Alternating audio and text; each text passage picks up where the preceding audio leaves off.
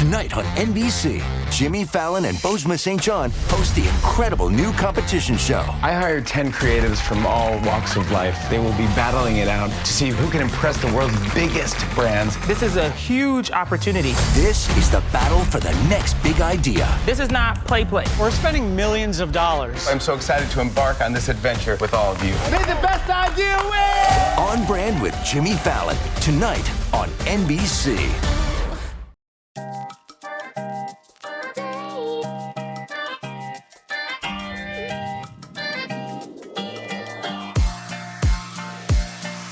Welcome to Season 2 of the Recruiting Book Club.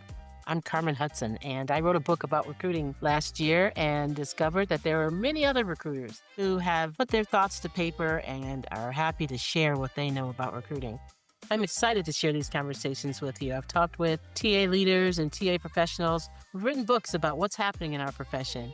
So why don't you buckle up as we hear from the best in the business. Welcome to this week's episode of the Recruiting Book Club. I have with me James Ellis, and I would love to pretend like this is the first time we sat down and had this talk, but it's not. It is. It absolutely is. I had a podcast fail where the record button somehow was not working, and so we'll all chalk been that there. up to me. But that's okay because We've all been there, man. We've all been there. I am very happy to have James on this program, and since then we've had the opportunity to spend a little bit more time together. So this should be fun. It should be great. James Ellis is the author of Employer Branding for Small Businesses. He's also the author of the 18 Laws of Employer Branding. And I think there was another one. Is there another one? Talent Chooses You, the very first one. Oh, excellent. Excellent. So author of 3 recruiting books, which is fantastic. And they are all extremely useful. And James, you focus, I want to hear a little bit more about you I want to hear a little bit about your history and your career, but you focus on small business. And I don't think your books are actually relegated to small business. No, when I dropped the Employer Brand for Small Business book, someone said, actually, you should have called it Employer Brand for Small Budgets. And I was like, oh, that was so much better. Yes, that's exactly where I should have been. Here's the deal. Employer branding is one of those things that everybody thinks you need to be AT&T or Boeing or Bank of America or Ford or something or Tesla to kind of afford. And to be honest, most employer branding has been designed around big companies. It's an expensive proposition. It's got all these focus groups. It's a thing that you need to get the CFO invested in, and there's lots of moving pieces and blah, blah, blah, blah, blah. And so it's a really expensive thing, and therefore it's only for, it is the not the Birkenstock, the Birkin bag. No, those are different things, aren't they? The Two Birkin different things. bag. Although Yeah, you exactly. can wear them together this season. It's a fun season. What can you say when the weather's right? But it does feel like the Birkin bag of corporate life. And the truth is there's no reason for that to be. And in fact, for my way of seeing it, companies that are 1,000, 2,000 in size, each unit hire is so much more valuable than, employee 1,500 or 150,552 at Amazon. I mean, okay, good for you. What are they going to do? But if your employee 147, if your employee 1,047, you are going to make a big difference in a company. And so each additional hire means so much more. At the same time, because you don't have this massive consumer footprint or halo effect, like my mom doesn't know your company like she knows Google or Ford or Boeing, you've got so much more work to do. And so it is actually a perfect storm of this is a place where employer branding, if you rethink what employer branding is supposed to be for and not, kind of embrace all the dogma of what it's always been about, you realize really quickly that actually companies of 1,000, 2,000 are perfectly positioned to leverage it, to get maximum value out of it. And frankly, you could recruit really well without any employer branding, but and it's hard. It's so much harder. And if you're going up against if you are the David, go up against Goliath, get yourself a sling, man. Get yourself something that gives you a shot to compete at that level. And that's really what employer branding is. Love it. Love it. Okay. Put a pin in that because I want to go back to a little bit of what you said. I am very curious about how you came to be in this landscape. You are the voice of employer branding, especially on the on this scale. And I've heard you now speak a couple of times, and you are so passionate about it. Where were you before? I read a little bit from your book, but Yeah. how did you get to employer branding? So I am a marketer from birth. I mean, I popped out of the womb probably with with questions about design, right? Um, it's what I've always done. I just have that kind of brain. It's how I'm wired, despite the fact that my incredibly valuable degree in political science didn't weird, didn't play so well, but I just kept coming back to marketing, and I started building websites for people and doing technical work for people, but I always had a marketing mindset. So I came up in a world that you might now refer to as digital strategy. It's like, how do you take digital platforms, websites, social media, email, et cetera, et cetera, et cetera, and apply them to marketing precepts? Because there was a time, not that long ago, if you can believe it, that marketing was, digital marketing is this other thing. We're marketing, and then there's digital marketing over in the digital marketing ghetto, I guess it was. And I came up in that model, and I've done marketing for B2B, B2C, .com, .bombs. I've done it for state government. Don't want to do that. I do not recommend it to anybody. I've done it for nonprofits. I've done it for higher education. I've done it for event marketing. I've done it for pharmaceutical marketing. I've done it for everything. And you realize pretty quickly that marketing is marketing. It's just, okay, what does my audience want? How does what I have to sell them connect to what they want? How do I put it in front of them? And how do I measure and repeat? That is, here, if those of you still in college, I just saved you a marketing degree. You're all done. You got everything You're you need to done. know. Go look up 5 Ps and you're there. It's all set. And marketing is kind of the same. And I'm not saying it's paint by numbers, not by any stretch, but the rules have kind of been written. And I was in a spot where I was I'll admit, I was flailing. I was kind of like, what am I doing? I don't know. I had moved to Chicago 3 years previous. I wasn't sure I was really finding my legs, and a big old agency who I will not name because they don't need any more promotion from me. They picked me up. They said, "Hey, turns out you're a job hopper." And I said, "Yes, yes, I am." And he said, "That probably means you know how recruiting works and you know a lot of recruiters." Like, "Yes, yes, I do." He goes, "And you're a digital strategist." "Yes, yes, I am." Those 3 things are helpful. They combine to be useful. And I Mhm. was like, really? That is not what anybody told me anywhere else. Like that, you're a job hopper is the first thing they say when they kick you out the door, saying, "I don't want you here, son. Go, you're bothering me, right? Shoo, Right. shoo." But here was a place where understanding how people thought about and looked for jobs, connecting it to a marketing brain mattered. And that's really where it started about 11, 12 years ago. That's fantastic. And yeah, and I started as a digital strategist in the agency, helping big name brand companies kind of say, "Hey, social media, that's a thing, right? Right. You should be on Facebook," which, 11 years ago should not have been new, but it was for that audience, sadly. Twitter, no, it's a thing. It's going to stick around, sadly. Separate conversation. So that was my job, is to kind of say, "Hey, posting ads and posting more jobs isn't going to get you very far. Right. Maybe if you had someone write you some blog pieces about what it's like to work there, or make some videos. What if we kind of fleshed it all out to be a more compelling story?" And the clients would be like, "Oh, that's a really good idea." I'm like, That's "Year fantastic. is this? Where am I? This is this." Yeah, it was for marketing. It was low hanging fruit, but it was so interesting to see how this is a whole audience that it was brand new for them. Right. And then what really kind of sealed the deal and made me employer brander for life. That's what I do. Yeah, there's EBAF somewhere around here in this screen. I don't know if you can see it, but the reason why it's so interesting to me is that because in the same way that marketing has kind of been structured, we figured out the global laws of marketing, right? They're established, they're well defined, they're all good. Employer branding is the exact same except for one small difference. Whereas classic marketing is all about, how do I get more eyeballs, more leads, more presence, more clicks, more share of wallet, more shelf space, more of impressions, clicks, views, whatever it is. I want more, more, more, more, more. They worship at the church of more.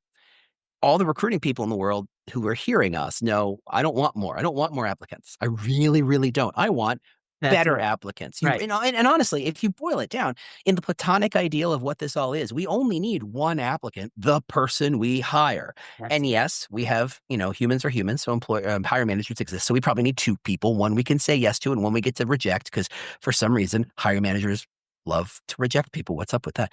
But that's really all you need. And we have spent in recruiting, and all this technology and all this optimization, all this automation has been in service of the concept of more application. There is no problem we have that more applications will not solve. Right. And that is so wrong. And to me, if you change that one rule in marketing, it forces you to reevaluate all the other rules. It's kind of like saying, I know how, gravity works.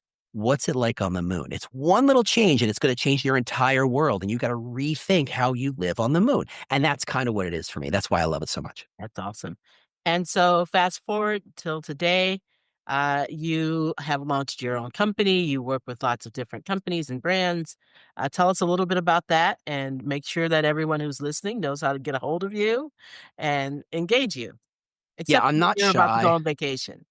Yeah, exactly. I'm not usually shy. I'm pretty much a good loudmouth, and I live on LinkedIn, so I'm very easy to find. What I do is I help companies who are under that, generally, not all exclusively, but generally in that under 2,000 kind of threshold of employees, to say, look, you've got an ATS. Look, you've got LinkedIn seats for all your people. Look, you've got the basics.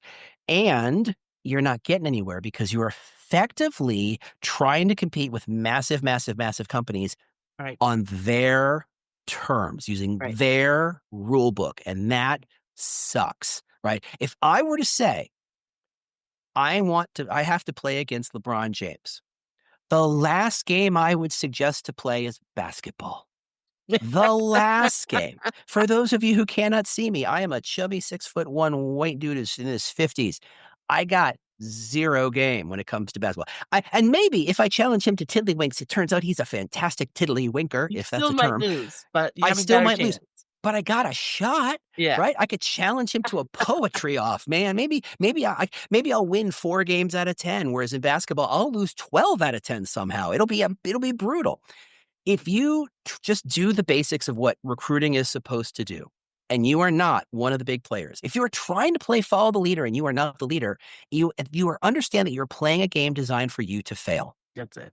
And I think most recruiters and specifically TA leaders need to hear and embrace that, not because it says they're wrong or bad, but simply to say, until they adopt the idea that the stuff they learned 5, 10, 15, 20 years ago doesn't work anymore because it was designed for a world that we don't live in anymore, Mhm. the sooner they can start to look around and say, what can we be doing better? How do we think through these problems better?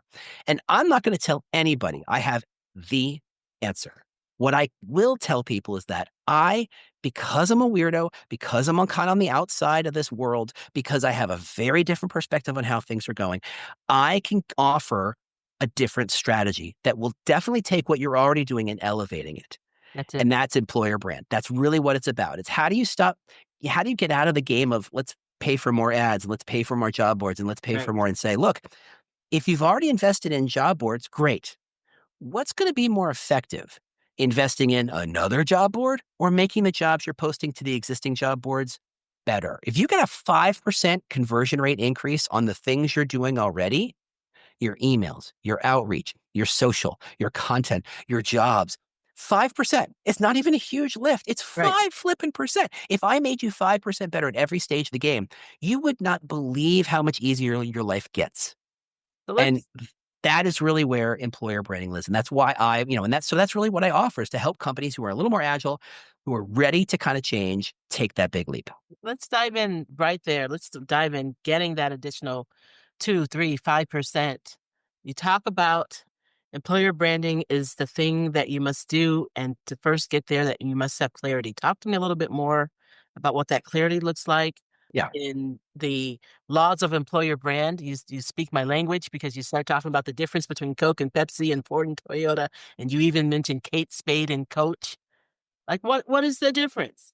The difference, if you're an alien and I showed you, here's Coke, here's Pepsi, you'd be like, that's the same. Like on a chemical, molecular level, those things are the same. And you and I know people who will have fights Yes. over how not the same they are. And how do you do that? You do that by spending, and this is not a made up number, $4.4 billion every single year on Coke's side and about $1 billion every year on Pepsi's side to say, if nothing else, we aren't them. Right. Coke's whole messages were happiness. Pepsi's whole message is, whether they call it choice, a new generation, it's this sense of we're the other, Yeah. right? They are monolith. We are rebel. Like that is their positioning. Right. Do they taste 99.999% the same? Yes. Are they radically different because of marketing? Yes. And it's all about creating clarity. Now, if you're not clear, and let's be fair, let's be blunt, shall we? Let's even get all the way to salty. Let's be salty and say most recruiters are not clear on why you should choose that job at that company at that time. Get They're me not. to that clarity. So let's Yeah. say I'm a recruiting leader and I need to understand. Yeah. I'm a recruiting leader at a company. I sit in the middle of America and I'm 3,000 people. I Yeah. don't know what my brand brings to this community. I And you should are know. one How do of I many. understand that? How do I Yeah. get So, there? and the problem is that because you don't know and because no one knows, Come on. everybody kind of drinks from the same glass of water. Everybody does the same stuff. They write a job posting that looks like every other job posting. It's got bullets in it. It's got a company paragraph and it's got a job paragraph. It's got requirements. It's got blah, blah. It's got a, hey, this is our culture, which explains so vaguely as to just defy meaning or value whatsoever. They all do the same things. And even if you write them through ChatGPT, good for you. It still is generating the same stuff. They have the same we're hiring ads. They have the same career sites that say things like, we're a great place to work.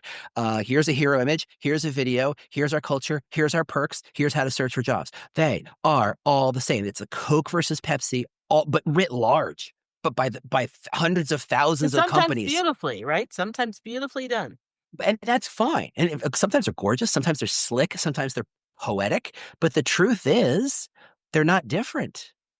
And clarity comes through understanding the difference between the pizza you get from your grocery store's freezer and the pizza you get delivered are different pizzas. And they are different on How do so I many different levels. unlock that? How do I, if I am a brander, I'm sitting at home and I work for this employer, how do I get them? How do I understand what that difference is? And what if So, there is no difference? oh, no, I guarantee there is. And I'm going to stand on this because Okay. most people push on that button. They say, well, but I'm just a blah, blah, blah, blah, blah. I'm like, okay, congratulations. The thing okay, no, there's like 7 things I want to talk about.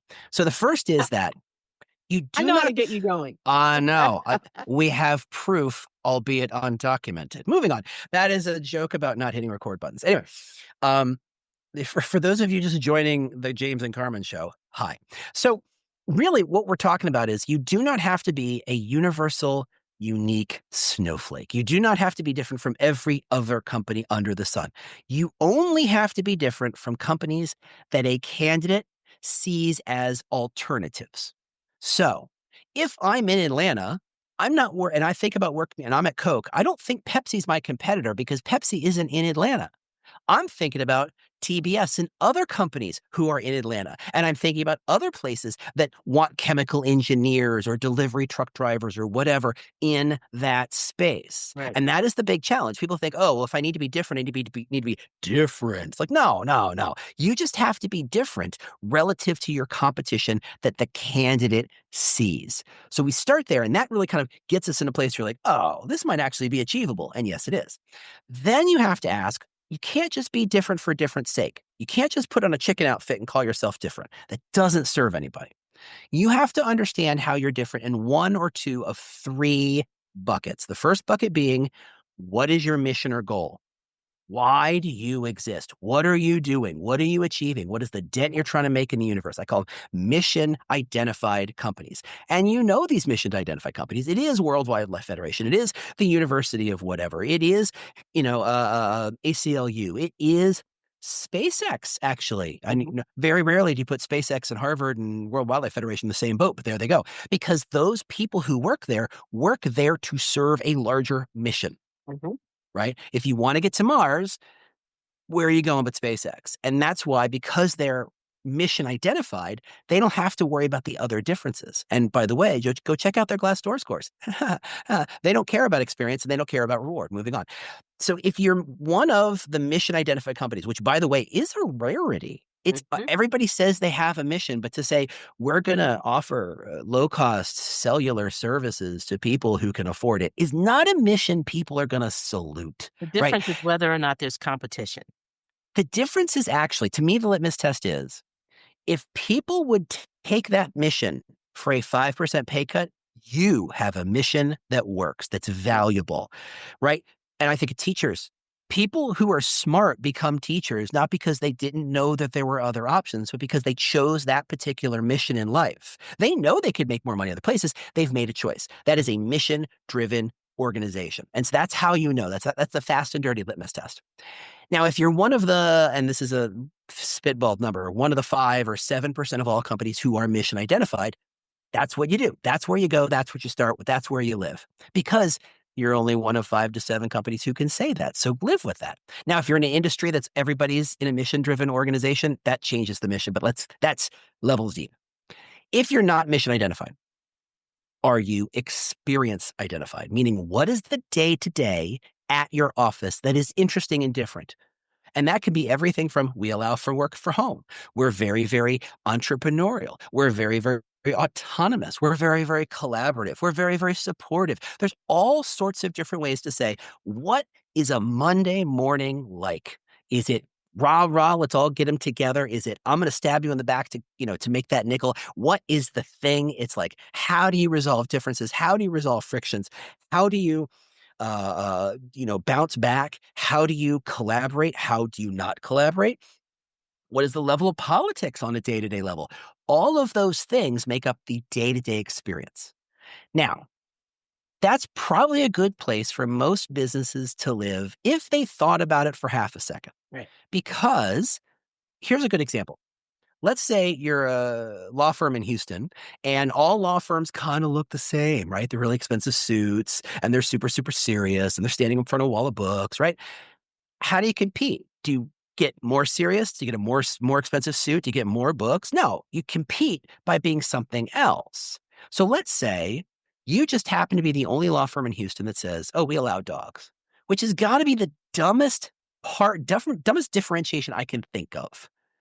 It works. But yeah, exactly. It works because what do we know about people who like dogs? They're friendlier, they're more casual, they're more relaxed, they're people. And frankly, if there's dogs in the offices, you aren't wearing $3,000 suits. You're not being serious. There's a dog in the room. How serious can you be when there's a dog in the room? Just that one change, that way in our experience is different, can tell volumes about what it's like to work at that company. So to me, even something small, if you look at it from the right perspective, allows a whole, hey, this is how we're different. I worked Now, for Amazon early in the day, and so many companies. our competitors were large competitors such as Microsoft, and Yep. we could not afford to pay those kinds of salaries, and we were asking people to rely heavily on a stock that was failing Yep. to make up that side of their income. And so part of our sell was we had dogs in the office every day. Yeah. Doesn't even mean that you have to have a dog, but there are dogs. Exactly.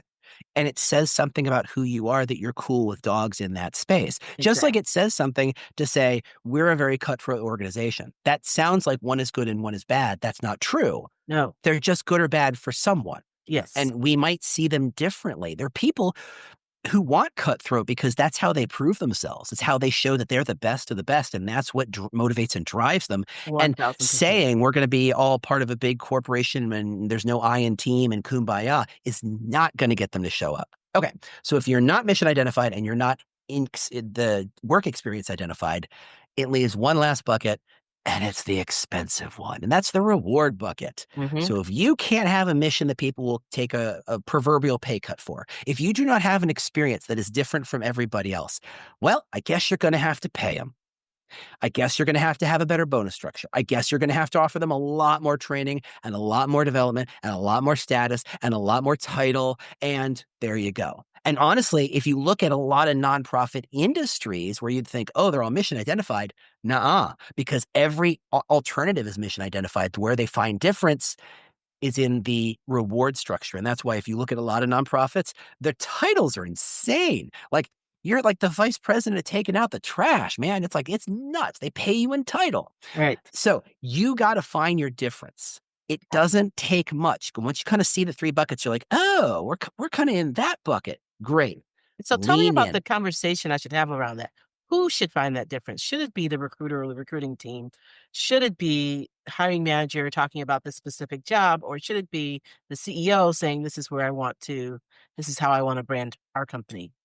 In a perfect world, it's all of them, but I don't live in a perfect world and I don't know anybody else who does either. Usually what happens is employer branding is kind of a virus and it infects a company over time. And what happens is a recruiter hears me, someone goofy like me, or a TA leader hears me and they talk and they hear these crazy ideas and they go, oh, that's really interesting. What if we tried some of those ideas? And if you said, hey, recruiter, you have 30 other recruiters in your company, but I just want you to try these ideas, you'll see some advantage, but it won't be a huge advantage because if you're the one recruiter saying, hey, you should work here, we're super friendly, and the candidate goes, oh, that sounds cool. And they go to your career site, they don't see anything about that. And they go to your job posting, they don't see anything about that. And they go to Glassdoor and they don't see anything about that. And there's nothing else around that proves it. Well, it's a good idea and it probably got them to start the conversation, but they can't validate it. So you're just yet another recruiter who's lying to them because let's be fair, there are recruiters out there who lie and people have been burned by that. So what you do is say, okay, what if as a team, as a recruiting team, we started to look at our touch points and figure out how to align pieces like that. How do we say we're friendly, we're supportive, whatever that thing is? So it does show up on the career site and it does show up on social media and it does show up in the job posting and it's the outreach that recruiters use. And you start to see some real value then because there's some validation that happens. Then you realize, whoo, boy, here's a problem. We talk about innovation or we talk about supportiveness and we talk about 17 different ways and they show up for the interview and they don't feel supported because the hiring manager's not on board yet. Okay, how do we get the hiring manager to understand that this is our point of differentiation? So we at least have to touch on it so it doesn't feel like you're interviewing at some other company. Great. Then you get HR involved because you realize HR has so much to do with the offer letter and to me, the offer letter is the gold. The offer letter is the money, honey. That's where you go, yeah, I want that. So let's tell a little quick story. You're a recruiter and you put out in the world that you're an incredibly innovative company. It's the ad, the job post, it's the outreach message you put out in the world. And someone clicks on it and you go, cool. Not because you got some sucker to bite on the hook, but because you know something about them. You know that they want innovation. In the same way that I do not click on shampoo ads, when I do click on something, it's because I want that thing. Tell us right? why for the radio audience. For the radio audience, I don't got any hair. I'm just saying, above the eyebrow. It just doesn't work. If I'm clicking on it, it's because I want that thing. I'm giving you information about who I am and what I'm motivated on based on what I click. And because you talk about innovation and I care about innovation and I keep seeing more about innovation, I'm like, ooh, cool company. I want. Then there's the interview. They talk about innovation. Great. Then there's the stuff, innovation. Great. And then you get to the offer letter. Now, normally you say, hey, we're so thrilled to have you. We want to offer you this job. And you slide the proverbial piece of paper across the table and there's a number on it. And everybody knows at that stage, the rest of the conversation is about what's the number on the paper. And that sucks because you can't change that. What are you going to do? It's way above your pay grade to make that number change. And it becomes a fight. It becomes friction. It becomes, very conflict driven. What if instead you said, hey, we know you are driven by innovation because that's the link you clicked on. That's the conversation we've been having for the last month and a half. And we hope by now, after reading about us and seeing us and meeting us and talking to us, you understand what we mean by innovation, the very specific, credible ways in which we care about innovation. We know you love it. We know you want that, which is why we're very excited to offer you this proverbial piece of paper with a number. Now, what happens is for someone who wants innovation, and you see innovation, there's a value attached to that thing. To someone, getting a lot of innovation might be worth $10,000 or $20,000 a year. For some people, support might be worth $5,000 to $12,000 a year. Everybody's different, right? Right. And if I think innovation is worth $10,000 and you're paying me $100,000, this is a job that pays me $110,000, which means the company next door who just wants to pay me $105,000 is no longer paying more than me, they're paying less because I'm not talking about the number. I'm talking about the value of this job. So employer brand starts with helping a recruiter get their jobs done a little more effective, a little more valuably, a little more usefully. In the net result, though, it creates value for the company. And because of that, because you're creating a 10 and 20% kind of premium on what your salaries look like, you are now hiring better people, which means your company is going to grow because you have better, smarter, more driven, more aligned people driving this company. And that is how employer brand drives business growth. Hi, I'm George LaRock, and I'm looking forward to exploring the critical trends shaping the future of work and technology with you over on the Work Tech podcast. Now, this podcast is a little different. I bring together industry leaders, innovators, and investors, and we go deep into market intelligence that matters to HR pros and tech providers alike. So give the Work Tech podcast a listen here on the Work Defined Podcast Network, and please subscribe if you like it. See you there. How do I figure it out? How do I learn what my value is? How do I, as an employer, figure out innovation's my thing, or Yeah, my thing is that we've got the best restrooms, in town, whatever that. that's not a dumb one. By the way, everybody's going, "Oh, that's a stupid one." That I've been in companies. Okay, I'm going to tell a real story because I can make fun of them. I was at Groupon in Chicago. Everybody remembers Groupon? I Okay, of remember course you do. Groupon. Unless you were, yeah. There was a heyday for Groupon. That's not when I worked there. I was in the very much bottom slope of their particular journey. Gotcha. And I remember a particular day, and maybe this was in my head, but I remember it very clearly.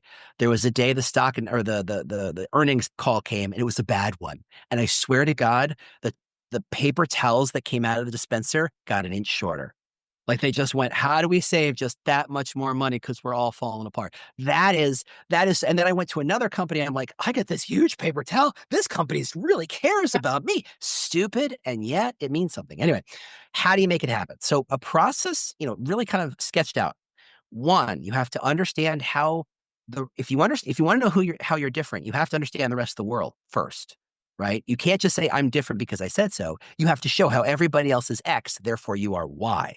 So you got to do a bunch of audits. You got to go look at other companies who are in your competitive set. Again, if you're Coke, it's not necessarily Pepsi. It's whoever's in Atlanta or whoever's in your area. And you look at what those people are offering. And what you try to do is you look at their jobs and career site and social media, and you try to look for trends. You try to say, wow, this company loves to talk about support a lot. Now, you might be thinking, James, how do I know I'm right? Well, what does a candidate think? Because that's all a candidate does. They're looking at the job and they're looking at the career site and they're looking at social and they're building a perception. So if you put yourself in a candidate's shoes and say, oh, yeah, I feel that way, that's the way it feels. It is. There's no right or wrong here. It's just this is what's coming across. Do that 8 or 10 times for 8 or 10 different companies and get a sense of, oh, generally, the companies we compete with, they all talk about, we have a million perks or we're super innovative. Great. Guess what you should shut up about? Those things. Right. So you've got plenty of blue ocean to work with. But now it's like, okay, once I understand that everybody's it's a super crowded space over there. And honestly, if you're trying to compete, if everybody says they're innovative and you want to out innovative, you can do it. It's just really hard because that's competitive, right? Like think about biotechs who talk about we're super innovative and we care for, we save lives. And most biotechs, that's their employer brand, which is Right. insane because they're all the same. And I say, well, can you be more innovative than everybody else? I don't know how you can. Some of them are messing with AI and DNA altering. That's pretty innovative. And you can't care more about saving lives. That just seems weird. So you got to find the other space. Call that table stakes. We care about those things, yes, but our difference is this thing. It's support, it's status, it's autonomy, it's collaboration, it's whatever it is. You can find lots of stuff. So you start by understanding what your competitive set is and where they generally tend to talk. Then you look at what you have, what's on your career site today. And I don't do this because I think that I've been involved in just enough career site redesigns to know that most of them they feel thought out and they feel intentional. But because there's like 7,000 stakeholders in those meetings, they are compromises of compromises of compromises of Xeroxes of compromises of Xeroxes of compromises. They are so watered down. There's a reason why they all sound the damn same, because they're all scared of saying anything interesting because there was somebody else in that meeting who said, I don't think we should say that. And so it fell out because the person driving this particular bus never has the power. As a vice president of finance just told you can't say that. Guess what? You can't say that. So you can't tell them no. So every career site, one, they all kind of suck. But two, when they get published, it's a gestational period that you're like, once it's out, I never want to touch this again. Oh my God, I'm exhausted. And there's a reason why career sites are all 3 years old, and that's why. So what you do is you look at it because you at least say, look, this is what the company agreed to. Is it a compromise? Yes, but it's not outlier compromises. Then you look at social, because while there were 7,000 people in that career site meeting, your social channel is run by one 24-year-old who just has to get it past legal once, right? That's it. It's a whole different set That's of it. rules there. And you get this kind of like, this is the current heartbeat of what the company thinks about, cares about. And on the career site, you have we thought about this site never changing for the next 4 trillion years. So these are the things we care about. And it's amazing what you can find when you kind of connect those dots. At the same time, you want to look at 10 different job postings, not just the boilerplate, because that's probably the same for everything, but look at what is the language on how you describe the requirements. Because so many requirements, they sound like they're angry. You will have excellent writing and oral skills. Like, I'm sorry, what'd I do? Right. Why are you so angry? And some of them are written super friendly. And some of them have, don't even talk about that stuff altogether. So you got to kind of get a sense of, what do the hiring managers, how do they communicate what this is about? And if you can look at what recruiters say on LinkedIn and you can look at what hiring managers say on LinkedIn, all the better. And then you got to say, okay, if that's who we are today, so you have the competitive audit over here, and you've got what we sound like today. And you're like, oh, shoot, we are not in the blue ocean space. We are very much in the deep red ocean. And frankly, we're at the bottom at best. That's your opportunity to say, okay, we got to find our difference. And that's when you start to ask yourself, of the things I just read, was there anything that stood out? Was there something that if I put it in another company, it would seem weird? So here's a company. I talked to one of my clients. I was struggling, and I'll admit this. I couldn't see how they were particularly different than anybody else. And I was interviewing their head of recruiting, and she was talking. I'm like, great. So what else? And she was just talking, and I said, what is the thing you think makes this company different? She goes, we just care about each other so much. And I tried real hard to maintain a poker face, but inwardly my eyes were just spinning in the back of my head going, oh God, really? This crap again? Oh my God. But she didn't stop talking. She finished the sentence with, yeah, like 2 weeks ago, I got sick and they sent me food to my house. What? That's a little Say bit that different, again. right? And suddenly, it's not just about we are radically different. Sometimes it's in the depth to which that thing is true. Gotcha. And so everybody says they care about their people, but how many places will send DoorDash to their house with food when you're sick? Like, nobody. Congratulations. Is the thing that different? No. Is the proof about that thing different? Yes. And that is one way you can do it. You can find an outlier. It can be the dog at the law firm. There's all sorts of ways to do it. You're just trying to say, keep scratching until something clicks. For one company, this is a company that I kept hearing over and over again how good their collaboration was. And I started to go, okay, if I'm hearing it a lot, I wonder why that is. And so I started to ask the follow-up questions. Where does collaboration come from? And it took a little while, but it really was this idea that in biotech, it was a biotech company, there's no like runway for being the most about this one chemical. Like, we know everything there is to know about that one chemical, or we know everything there is to know about that gene. The real innovation comes from, we're going to put microscopes next to data. Whoa. Oh, you're kind of cross-pollinating two ideas that may not have been cross-pollinated. That's the entirety of biotech right now. And they said, if you want to do that well, you have to walk in knowing I'm good at what I know, but I don't know anything about what they know. And I bet they know as much about their thing as I know about my thing. How do we help each other?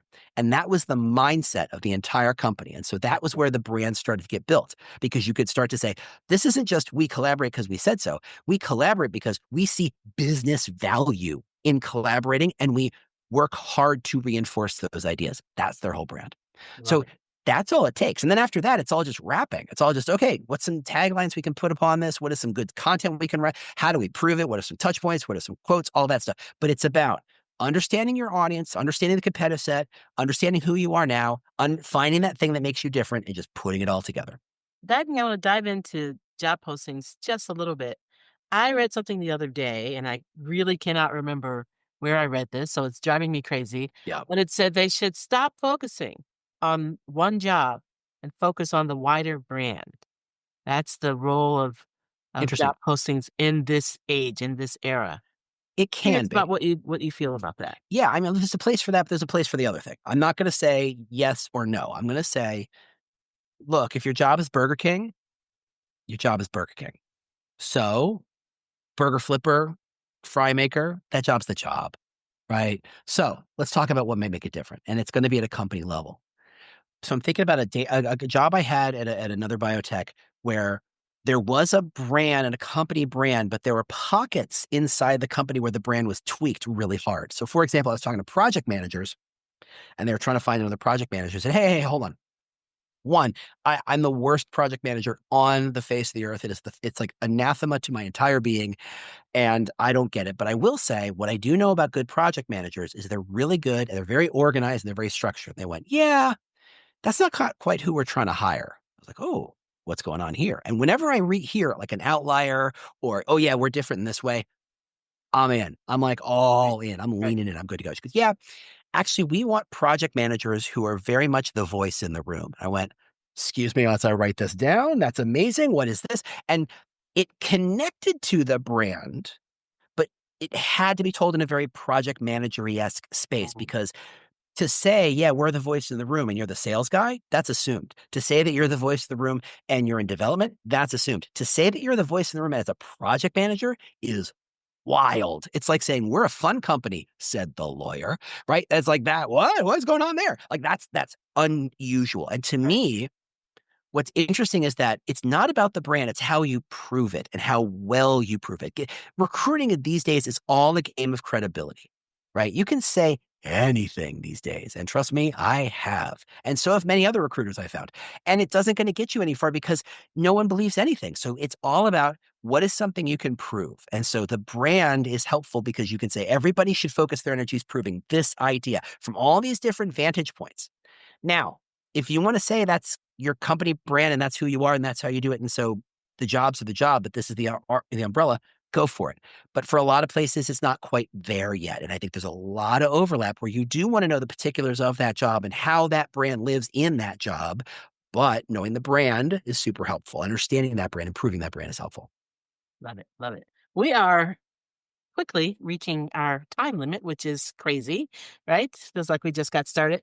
But I wanted to ask you a little bit about in your 18 laws, you talk about the law of fit, this law of working with or messages to candidates that emphasize compensation first, job second, and then the person.